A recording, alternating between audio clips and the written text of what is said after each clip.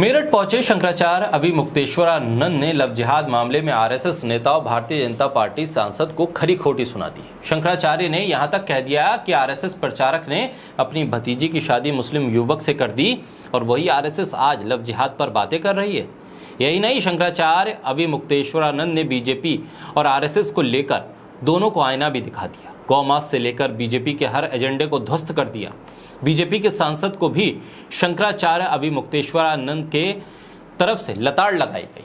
जगत गुरु शंकराचार्य के शिष्यों ने बीजेपी सांसद को धकियाकर कमरे से बाहर तक निकाल दिया।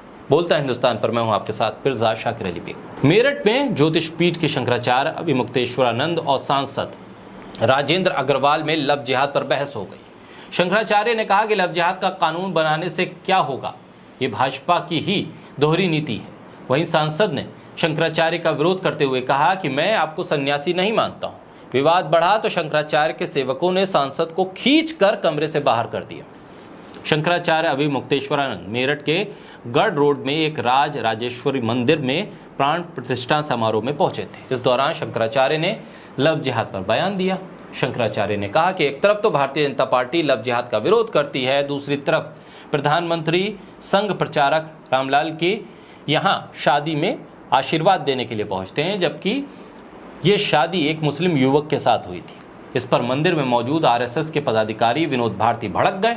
विनोद भारती ने विरोध जताया। उन्होंने कहा कि रामलाल अविवाहित है, उनकी भतीजी की शादी थी, इसमें प्रधानमंत्री गए थे। ऐसे में शंकराचार्य को आरएसएस के ये नेता और बीजेपी के नेता प्रवचन देने लगे। इस पर शंकराचार्य नाराज हो गए। उन्होंने कहा, संघियों का यही रवैया है, अब तुम मुझे सिखाओगे मुझे क्या बोलना चाहिए। उन्होंने कहा कि मैंने कुछ गलत नहीं कहा। इस बीच बीजेपी के सांसद राजेंद्र अग्रवाल भी आ गए और वो भी इस विवाद में शामिल हो गए। उन्होंने कहा कि भाजपाई और आरएसएस के पदाधिकारियों से वो बात नहीं करेंगे। इस पर सांसद नाराज हो गए, कहा कि मैं आपको सन्यासी नहीं मानता हूं। दोनों में तीखी बहस हुई। इसके बाद शंकराचार्य के सेवकों ने सांसद को खींचकर कमरे से बाहर निकाल दिया। मौके पर मौजूद लोगों ने बीच बचाव किया, शांत करने की कोशिश की।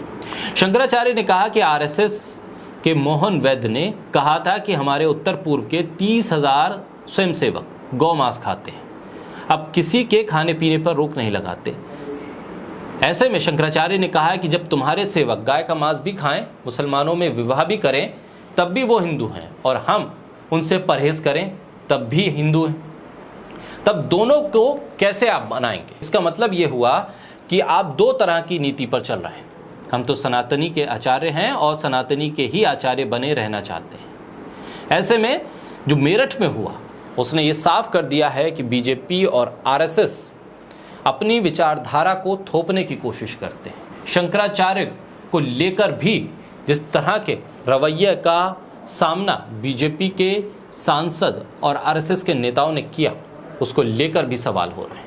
सवाल इस बात को लेकर भी हैं कि आरएसएस और बीजेपी के लिए उनकी पार्टी या उनके संगठन से कहीं कमतर हैं शंकराचार्य। आखिर शंकराचार्य के साथ इस तरह का व्यवहार बीजेपी के सांसद और आरएसएस के नेताओं ने क्यों किया?